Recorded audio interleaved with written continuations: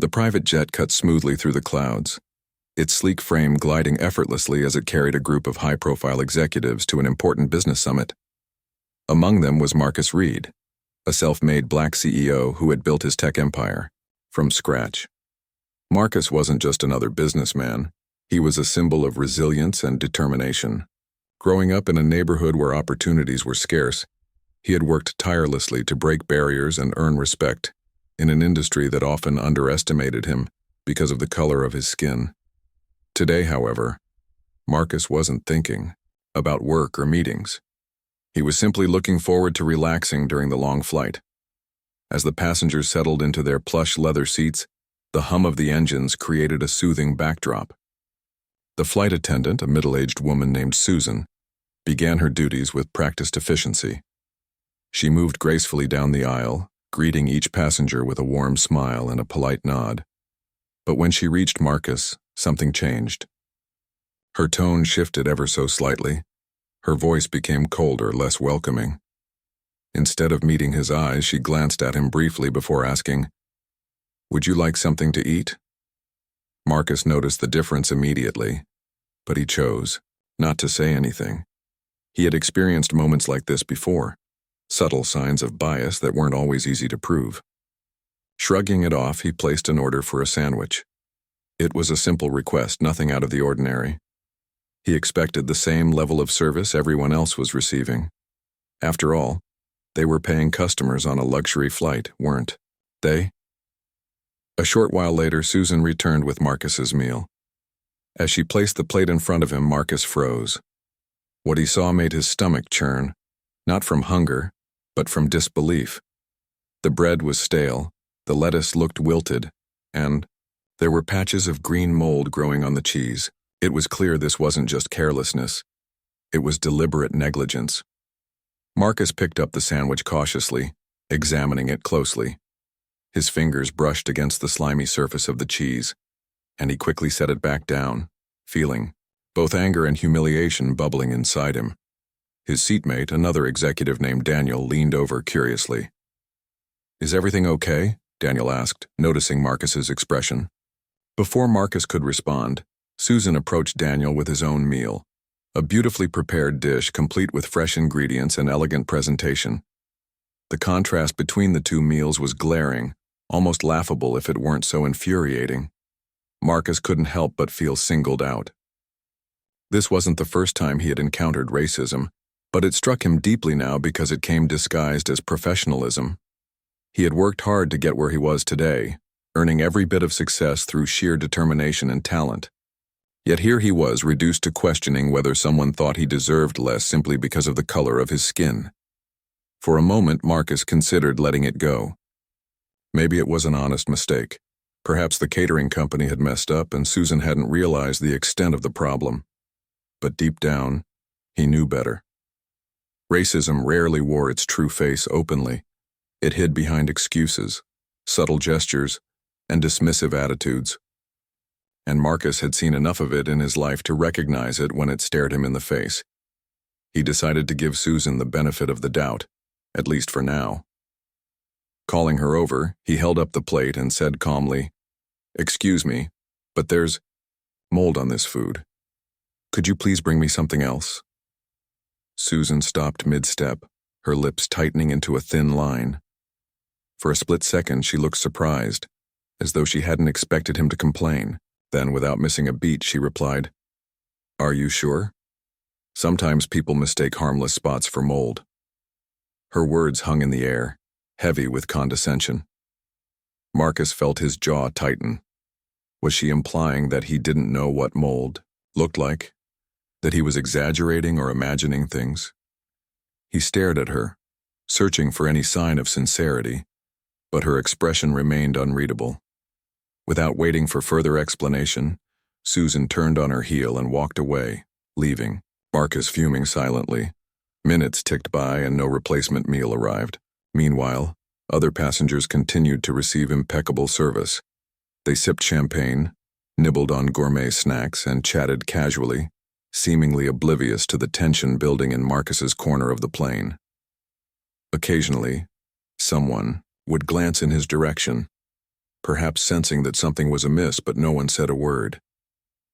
The isolation gnawed at him, amplifying the sting of Susan's actions. As the flight wore on, Marcus found himself replaying the incident in his mind. Why had Susan treated him differently? Was it intentional, or was he reading too much into it? He tried to focus on the view outside the window, the endless expanse of blue sky stretching toward the horizon. But his thoughts kept circling back to the moldy sandwich. It wasn't just about the food anymore. It was about being seen, heard, and respected. It was about proving that he belonged in spaces where others might assume he didn't. Little did Marcus know, this was only the beginning. The moldy sandwich was the first domino to fall, setting off a chain of events that would test his patience, challenge his principles, and ultimately reveal the power of standing up for oneself. By the end of the flight, Marcus would come face to face with a decision that could change not only his life, but also the lives of countless others watching from the sidelines. But for now, he sat quietly, staring at the offending plate. His mind, racing with questions and possibilities.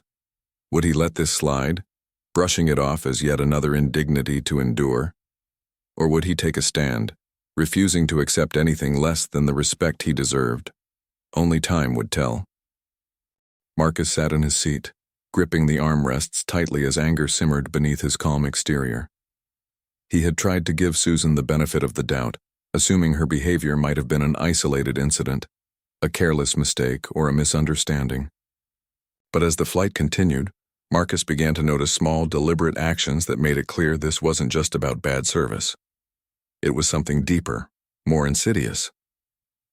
After waiting several minutes for Susan to return with a replacement meal, Marcus decided to approach her directly. He unbuckled his seatbelt and walked toward the galley at the front of the plane. When he arrived, Susan was busy arranging drinks on a tray, her back turned to him.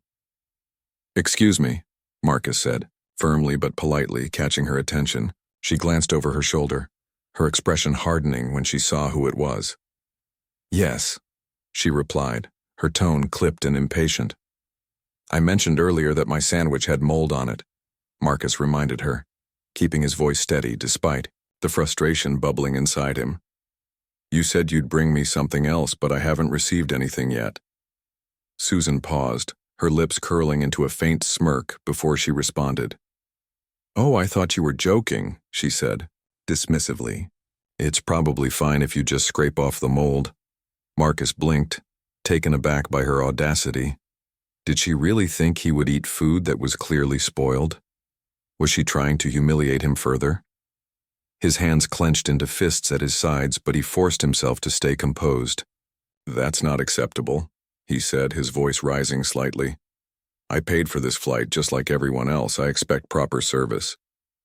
Susan's demeanor shifted instantly. Her eyes narrowed and her tone turned icy. "If you're unhappy with the service, maybe you should have booked a different airline," she snapped loud enough for nearby passengers to hear. The comment stung, not because it was particularly clever, but because it was laced with disdain. Marcus felt the weight of her words pressing down on him, as though she was daring him to make a scene. He didn't rise to the bait. Instead, he took a deep breath and stepped back, realizing that arguing further would only escalate the situation. As he returned to his seat, Marcus couldn't shake the feeling that Susan's behavior wasn't random. There was a pattern forming, one that painted a disturbing picture of bias and prejudice.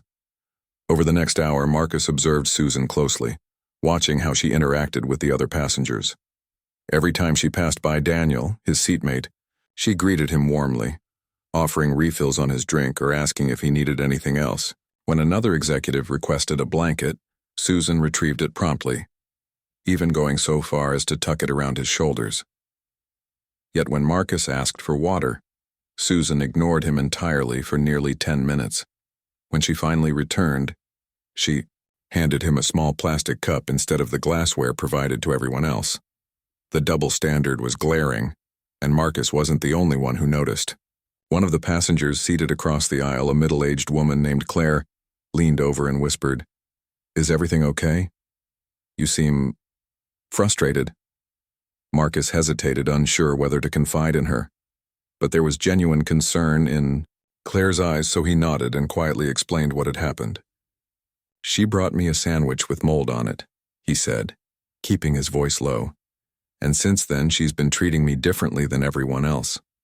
Claire frowned, glancing toward the galley where Susan stood chatting with another passenger. "That doesn't sound right," she murmured. "Maybe it's worth saying something to the pilot or someone in charge." Marcus appreciated her suggestion, but he knew better than to expect immediate justice. Racism rarely announced itself openly. It hid behind excuses, subtle gestures, and plausible deniability. Still, Claire's support gave him a small sense of validation, reminding him that he wasn't imagining things. As the flight wore on, Marcus became increasingly aware of Susan's attempts to isolate him. Whenever she served meals or snacks, she skipped his row entirely, unless prompted by another passenger.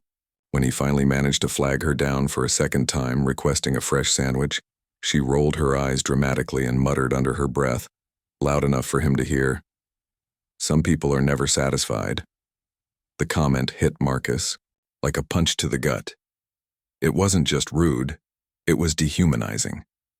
Susan's words reduced him to a stereotype, painting him as ungrateful or difficult simply because he dared to speak up. For years, Marcus had faced similar microaggressions in boardrooms, networking events, and social gatherings. Each time he had pushed through, refusing to let others' biases define him. But here, trapped in the confined space of a private jet, the cumulative effect of Susan's behavior felt suffocating.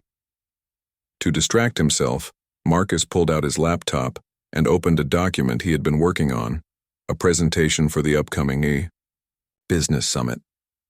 Focusing on work usually helped him regain perspective, but today, his mind kept drifting back to Susan's actions. Why did she treat him this way? Was it because of his race, or was it something else entirely? The questions swirled endlessly, gnawing at his confidence. At one point, Marcus overheard Susan speaking with the co-pilot near the cockpit. Their voices were hushed, but he caught snippets of their conversation. "That guy is causing trouble again," Susan said, gesturing vaguely in his direction. The co-pilot nodded sympathetically, though Marcus couldn't tell if he agreed with her assessment or was simply trying to keep the peace. Either way, the exchange confirmed his suspicions. Susan had singled him out from the beginning, labeling him as problematic because he dared to challenge her. By now, other passengers had started to take notice of the growing tension. Some exchanged uneasy glances while others whispered among themselves. A few even offered Marcus sympathetic smiles or nods of encouragement. Though these gestures were small, they meant a great deal to Marcus. They reminded him that he wasn't alone, that there were still good people willing to stand up against injustice, even in subtle ways. As the hours passed, Marcus found himself grappling with conflicting emotions. On one hand, he felt angry and disrespected. No one deserved to be treated the way Susan was treating him, especially not on a luxury flight where customer satisfaction was supposed to be paramount. On the other hand, he felt a strange sense of clarity. This experience, as painful as it was, reinforced his belief in the importance of calling out racism whenever and wherever it occurred. Silence only perpetuated the problem. Speaking up, no matter how uncomfortable, was the first step toward change. By the time the plane began its descent, Marcus had made up his mind. He wouldn't let Susan's behavior go unchallenged. He owed it to himself and to others who might face similar situations to demand accountability. As the wheels touched down and the cabin erupted in applause, Marcus closed his laptop and took a deep breath. The journey wasn't over yet. In fact, it was just beginning. What happened next would test Marcus's resolve, push the airline to confront its own biases, and spark conversations far beyond the confines of the plane. But for now, Marcus focused on one thing: ensuring that Susan's actions didn't go unnoticed. Whatever it took, he was ready to fight for the respect he deserved. The plane's descent signaled the end of a long and emotionally charged flight for Marcus Reed. As the aircraft dipped lower, the hum of the engines grew louder, drowning out the murmurs of passengers preparing to disembark. But Marcus wasn't thinking about landing just yet. His mind was focused on one thing: confronting Susan, the flight attendant whose actions had left him feeling disrespected and humiliated. He knew this moment would define how he handled the situation moving forward. Would he let it slide, brushing it off as another example of systemic racism? Or would he stand up, not just for himself but for anyone else who might face similar treatment in the future? When the plane finally came to a stop at the gate, Marcus unbuckled his seatbelt and stood up, determined to address the issue head-on. Before any of the other passengers could gather their belongings or file toward the exit, Marcus approached Susan, who was busy tidying up the galley. She looked up briefly when she saw him approaching, her expression shifting from mild annoyance to outright irritation. "Can I help you?" she asked, her tone dripping with sarcasm. "Yes, actually," Marcus replied, his voice calm but firm. "We need to talk about what happened during this flight." Susan crossed her arms over her chest, feigning confusion. "I don't know what you're talking about," she said dismissively. "You got your meal, didn't you?" Marcus felt his patience wearing thin, but he refused to let her provoke him. Instead, he held up the plate with the moldy sandwich, which he had kept as evidence. "This is what I received," he said, his voice rising slightly. Moldy bread, wilted lettuce, and spoiled cheese. Meanwhile, every other passenger, including my seatmate, got fresh, perfectly prepared meals. And when I pointed it out, you ignored me, mocked me, and treated me like I was making a fuss over nothing. Susan's face flushed red, but she quickly masked her embarrassment with defiance. "Maybe the catering company messed up your order," she shot back, avoiding eye contact. "It's not my fault if they sent you something bad."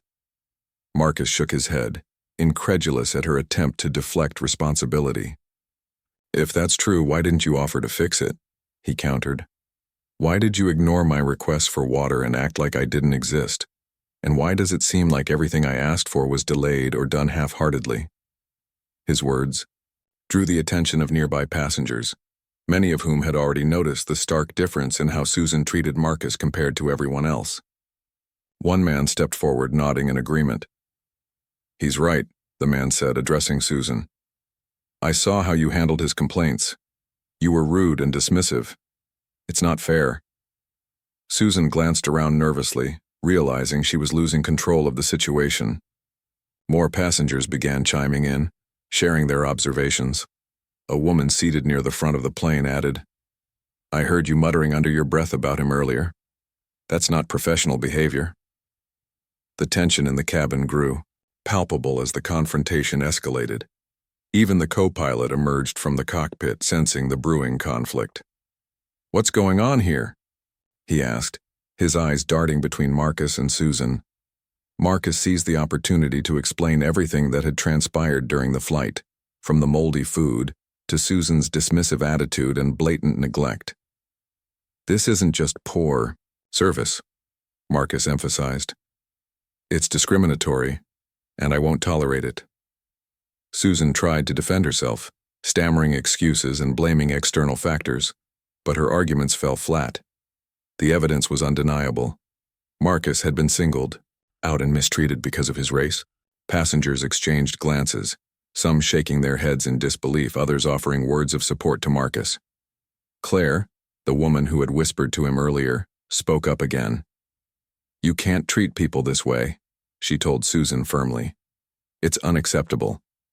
Realizing she was cornered, Susan muttered something under her breath and retreated to the galley, clearly hoping the chaos would die down. But Marcus wasn't about to let the matter drop. He flagged down a supervisor who had arrived at the gate to assist with disembarkation. "This flight attendant deliberately served me spoiled food and treated me disrespectfully throughout the entire flight," Marcus explained, his tone authoritative yet composed. "I expect immediate action to be taken." The supervisor, a middle-aged man in a crisp uniform, listened intently, his brow furrowing with concern. He escorted Susan aside for questioning while Marcus provided a detailed account of the events to the airline representative. Word spread quickly among the ground staff. and soon senior executives arrived to handle the escalating situation personally. As the confrontation unfolded, Marcus felt a mix of emotions: anger, frustration, and vindication. For years, he had faced subtle and sometimes not so subtle acts of racism in various settings. In boardrooms, he had been talked over or dismissed. At networking events, he had been mistaken for someone else entirely. But this experience felt different. It wasn't just about being overlooked. It was about being intentionally marginalized in a space where he deserved equal treatment. Yet amidst the turmoil, Marcus also felt empowered. By speaking up, he had forced others to confront the reality of bias and discrimination. Passengers, who might have otherwise remained silent, had rallied behind him, validating his experience and amplifying his voice. For the first time in hours, Marcus felt a flicker of hope. Maybe this incident could spark meaningful change, not just for him but for others who found themselves in similar situations. By the time the supervisor returned, flanked by 2 airline executives, Marcus had gathered his thoughts and outlined exactly what he expected: accountability. "This kind of behavior has no place on your flights," he told them, his voice unwavering. "If you truly value diversity and inclusion, then you need to take decisive action. Firing Susan should be the first step." The executives exchanged uneasy glances, clearly uncomfortable with the prospect of terminating an employee mid-shift. But Marcus didn't budge. Using his influence as a prominent CEO, he made it clear that anything less than termination would reflect poorly on the airline and potentially damage its reputation. Reluctantly, the executives agreed to comply, firing Susan effective immediately. As Susan was led away, visibly shaken and humiliated, Marcus allowed himself a small sense of satisfaction. Justice had been served, but he knew the fight wasn't over. Racism wasn't limited to one person or one incident. It was a systemic issue that required ongoing effort to dismantle. Still, this victory was significant. It proved that standing up for oneself could lead to tangible results. Passengers began applauding quietly as they exited the plane, many stopping to thank Marcus for his courage. Some offered handshakes, while others simply nodded in solidarity. Though the applause was brief, it carried weight. It symbolized collective acknowledgement of the injustice Marcus had endured and the importance of holding people accountable. Marcus retrieved his carry-on bag and prepared to leave the plane. He paused for a moment, reflecting on what had just transpired. The moldy sandwich had started as a minor inconvenience, but it had grown into a catalyst for change. What began as a personal affront had transformed into a powerful reminder of the impact one individual could have when they refused to stay silent. For Marcus, this experience reinforced his belief in the power of resilience and advocacy. He had faced adversity before, and he would undoubtedly face it again. But today he had proven that even in the most unexpected places, in the cramped quarters of a private jet, he could demand respect and inspire others to do the same. The journey ahead wouldn't be easy, but Marcus was ready. Whatever challenges lay in store, he knew he couldn't and wouldn't back down. As Marcus stepped off the plane, the cool breeze of the airport terminal greeted him, offering a brief moment of relief after the tense hours spent in the air. But his mind was far from relaxed. The confrontation with Susan had been exhausting, both emotionally and mentally, yet it marked only the beginning of what he knew would be a long fight for accountability. Marcus understood that firing Susan wasn't enough. It was a necessary step, but true justice required more than just removing one person from the equation. It demanded systemic change, transparency, and a commitment to addressing the root causes of discrimination. Determined to ensure the airline took this incident seriously, Marcus pulled out his phone and began drafting an email to the corporate office. He attached photos of the moldy sandwich, screenshots of passenger testimonials, and a detailed timeline of events. His words were measured but firm, leaving no room for ambiguity about how deeply he had been affected by Susan's actions. This experience was not only disrespectful, but also emblematic of larger issues within your organization, he wrote. I expect immediate action to address these concerns and prevent similar incidents in the future. By the time Marcus, Hit send. The email had already reached the highest levels of management. Within minutes, senior executives scrambled to respond, recognizing the gravity of the situation. One of them called Marcus directly, apologizing profusely and promising a thorough investigation into Susan's behavior. "We are deeply sorry for what happened," the executive said, his tone sincere but tinged with panic. "Please know that we take this matter very seriously." Marcus listened carefully, weighing the sincerity of their apology against the need for concrete action. "An apology is a start," he replied evenly, "but words aren't enough. Actions speak louder. I want to see meaningful changes, not just for me but for every passenger who might face similar treatment in the future." The airline wasted no time in responding. They issued a formal statement acknowledging the incident and vowing to implement new measures to combat bias and discrimination. Among these measures were mandatory diversity training programs for all employees, revised protocols for handling customer complaints, and increased oversight of onboard staff interactions. Additionally, they offered Marcus compensation in the form of vouchers and upgrades, though he politely declined, emphasizing that his goal wasn't financial gain but systemic reform. Word of the incident spread quickly beyond the confines of the airline. A journalist stationed at the airport overheard snippets of the commotion and approached Marcus for comment. At first, Marcus hesitated. He hadn't intended to turn this into a public spectacle, but he soon realized the value of sharing his story. Racism thrived in silence, and bringing attention to the issue could inspire others to speak up when faced with similar injustices. With Claire's encouragement, Marcus agreed to give a brief interview. Standing near the gate, surrounded by curious onlookers, Marcus recounted the events of the flight in clear, straightforward terms. He described the moldy sandwich, Susan's dismissive attitude, and the overwhelming support he received from fellow passengers.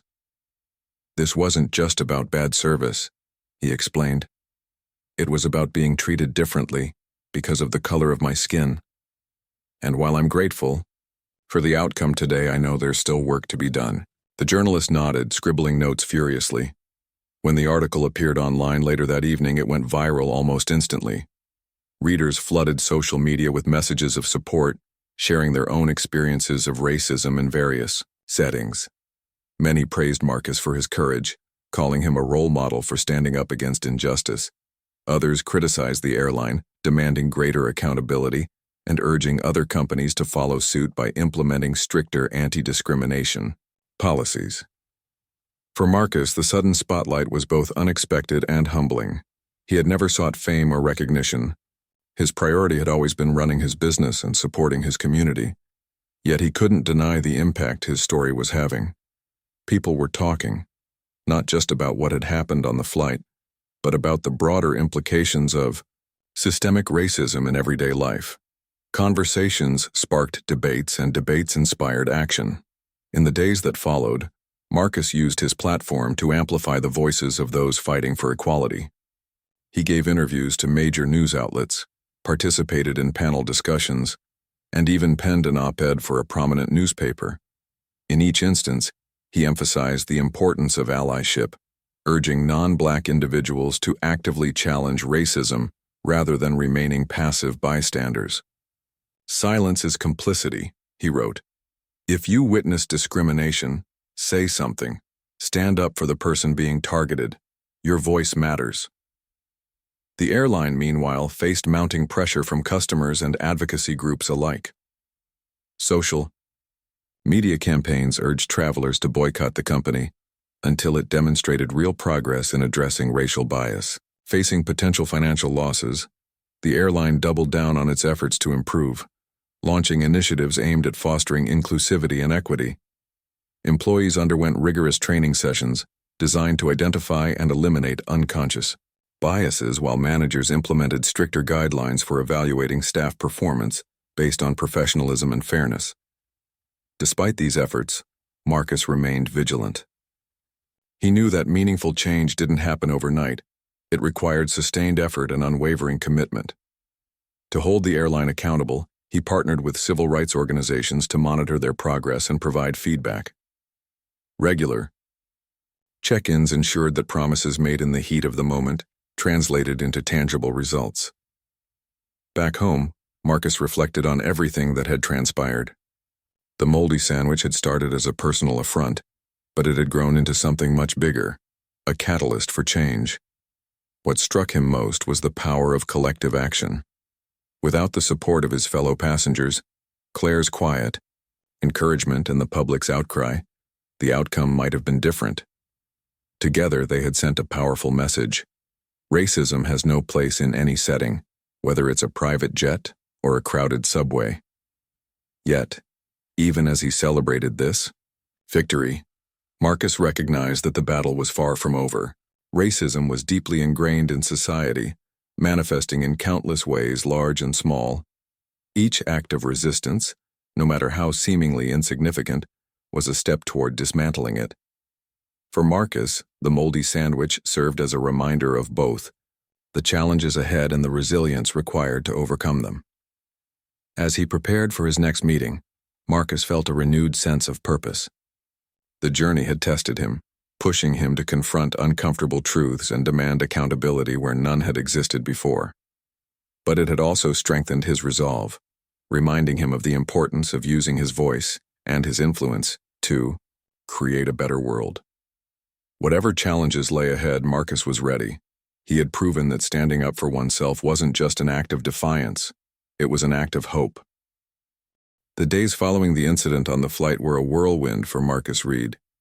His story had spread far beyond the airport terminal, igniting conversations about racism, accountability, and systemic change. Social media platforms buzzed with hashtags like #Stand with Marcus and End Racism in Air Travel, drawing attention not only to his experience but also to countless similar stories shared by others who had faced discrimination in various settings. For Marcus, this newfound visibility was both empowering and humbling. He hadn't set out to become a public figure, but he quickly realized that his actions had sparked something bigger, a movement toward greater awareness and action. One morning, as Marcus sat at his desk reviewing emails from supporters, he received a message that caught his eye. It was from a young Black entrepreneur named Jamal who wrote, "Your story inspired me to speak up about my own experiences of bias at work.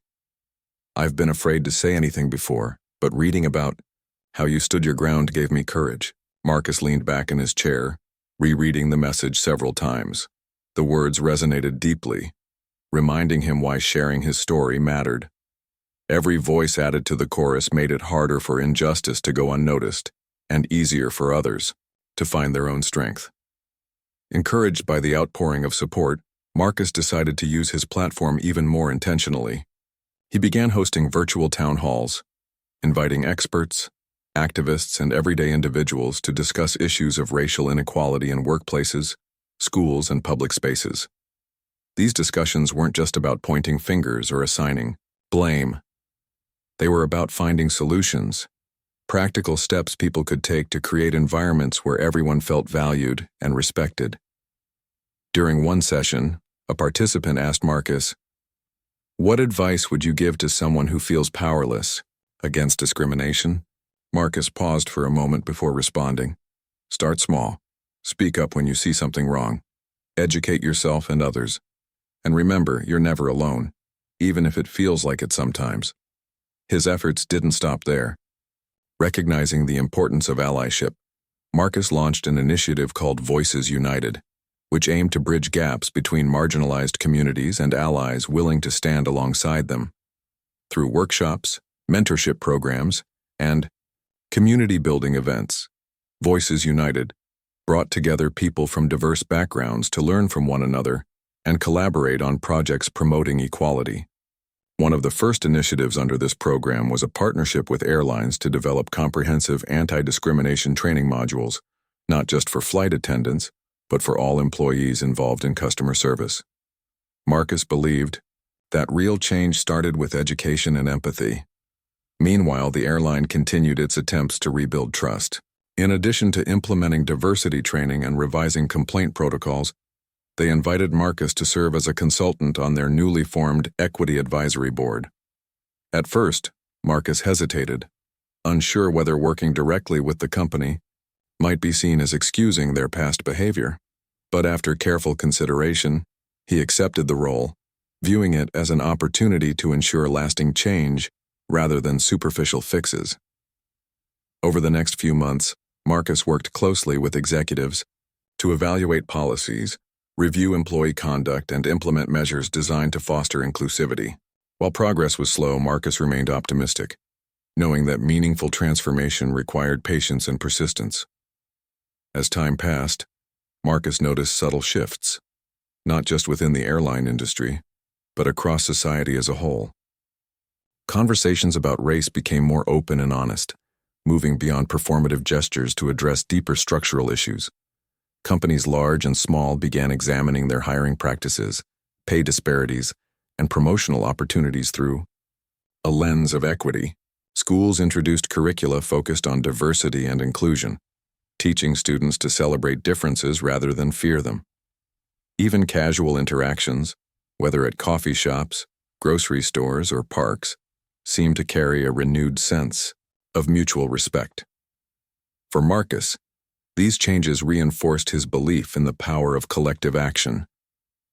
Racism wasn't a problem that could be solved overnight, nor was it something one person could tackle alone. It took communities coming together, amplifying each other's voices, and holding institutions accountable. Reflecting on his journey, Marcus often thought about the moldy sandwich, the moment that had catalyzed everything. What seemed like a minor inconvenience at first had grown into a symbol of resilience and resistance.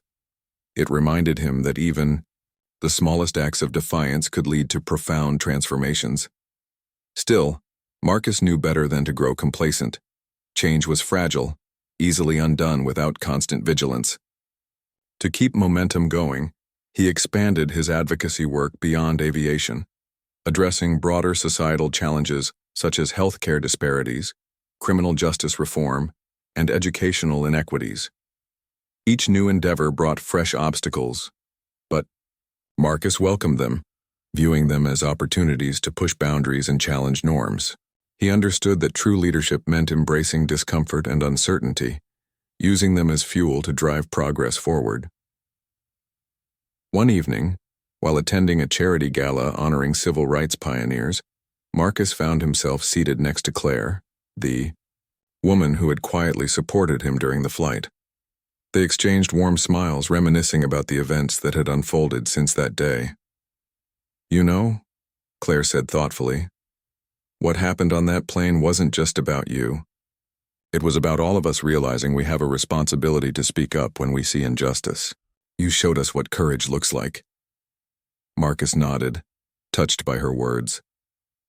"It's not about me," he replied softly. "It's about creating a world where no one has to endure what I did, or worse, because of the color of their skin. We still have a long way to go, but every step counts."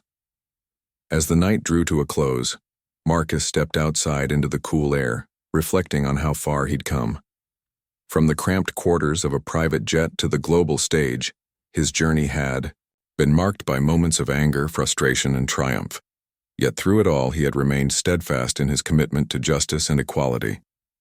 The moldy sandwich may have started as a personal affront, but it had transformed into a powerful reminder of the resilience required to confront adversity head-on. Looking ahead, Marcus felt a renewed sense of purpose. There would always be challenges to overcome, battles to fight, and injustices to dismantle. But he also knew that hope lay in the collective strength of those willing to stand together. Whether through speaking up, educating others, or simply listening with an open heart, everyone had a role to play in shaping a more equitable future. For Marcus, the moldy sandwich was no longer just a symbol of neglect. It was a testament to the enduring power of standing up for oneself and inspiring others to do the same. And so, Marcus walked away from the gala with a quiet confidence, ready to face whatever came next. The journey was far from over, but he was prepared. After all, he had already proven that even the smallest acts of resistance could spark waves of change.